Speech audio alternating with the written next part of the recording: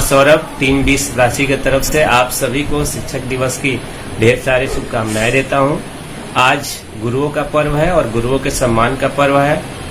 मैं अपने सभी संवर्गीय साथियों को यह सूचित करना चाहता हूं इस वीडियो संदेश के माध्यम से कि टीम 2087 ने उच्च न्यायालय पटना में अवमाननावाद दायर कर दिया है। बहुत सारे साथियों के फोन्स आते हैं कि आपने अवमाननावाद तो दायर कर दिया है, लेकिन आपके अवमाननावाद का विषय क्या है, यानी मैटर ऑफ कंटेम्प्ट की बात कर रहे हैं।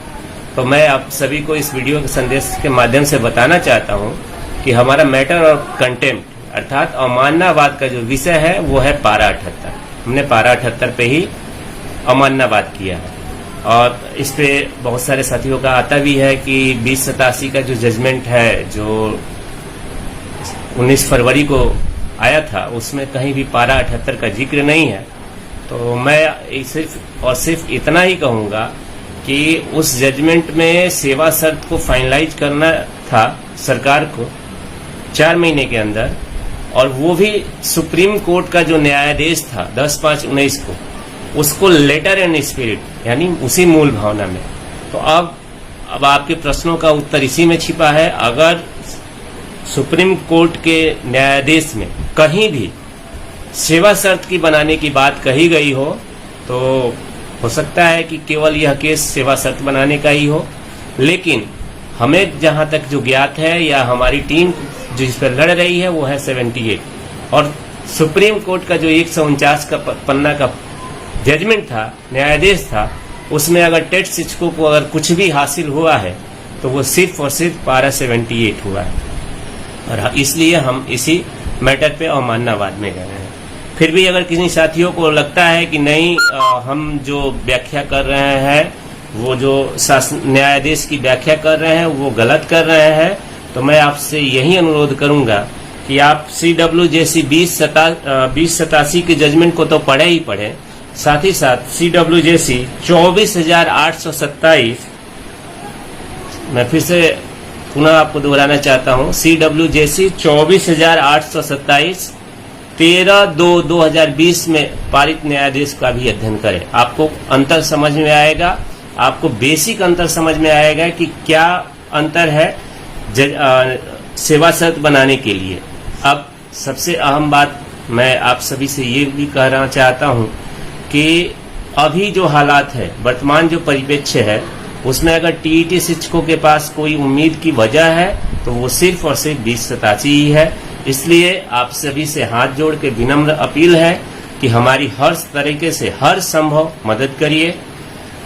आर्थिक मदद ये स्वैच्छिक है। आप अगर आपके मन में ये आता है कि हम अच्छा काम कर रहे हैं तो आप हमारी मदद करिए। फिर भी हमारी टीम की तरफ से आपके ऊपर कोई भी दबाव नहीं है।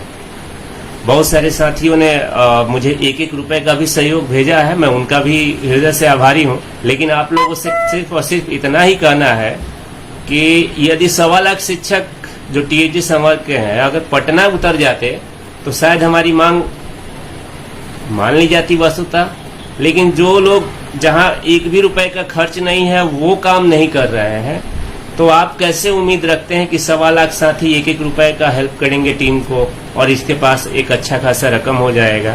खैर, इस पे नहीं जाना है। इस वीडियो के संदेश के माध्यम से मेरा जो अटेंशन है या मेरा जो प्रयास है कि मैं आप सभी से यह मदद के लिए श्योर करूं कि कहीं भी कोई भी तकनीकी मदद, अर्थात कहीं भी आपको लगता है कि किसी फैक्ट से हम सरकार को घेर सकते हैं तो कृपया आप उसको हमें जरूर बतावें। चाहे आप किसी भी संघ में हो, चाहे आप किसी भी पद पर हो, आप सभी से अनुरोध है कि आप हमें वो तकनीकी फैक्ट्स बतावें, क्योंकि अब हम कंटेम्प्ट में हैं और हमारा अब अगला कड़ी का रास्ता खुलता है।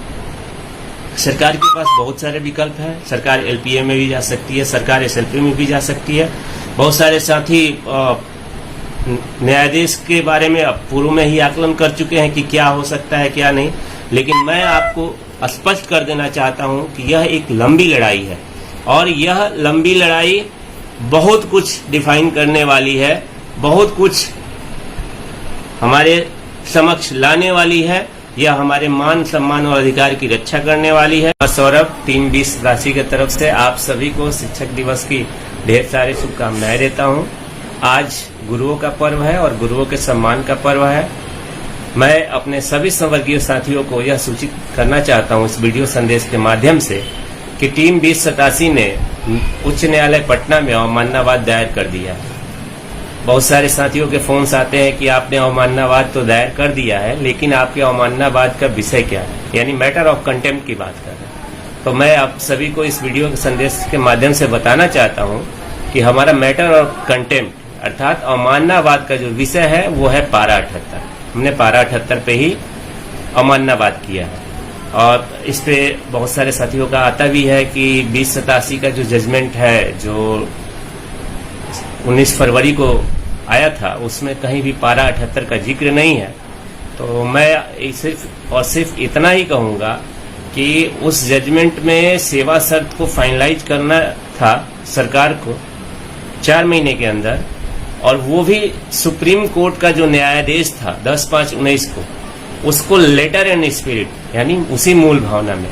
तो अब आपके प्रश्नों का उत्तर इसी में छिपा है। अगर सुप्रीम कोर्ट के न्यायाधीश में कहीं भी सेवा शर्त की बनाने की बात कही गई हो तो हो सकता है कि केवल यह केस सेवा शर्त बनाने का ही हो, लेकिन हमें जहां तक जो ज्ञात है या हमारी टीम जिस पर लड़ रही है वो है 78, और सुप्रीम कोर्ट का जो 149 का पन्ना का जजमेंट था, न्यायाधीश था, उसमें अगर टेट शिक्षकों को अगर कुछ भी हासिल हुआ है तो वो सिर्फ और सिर्फ पारा 78 हुआ है, और इसलिए हम इसी मैटर पे अवमाननावाद में गए हैं।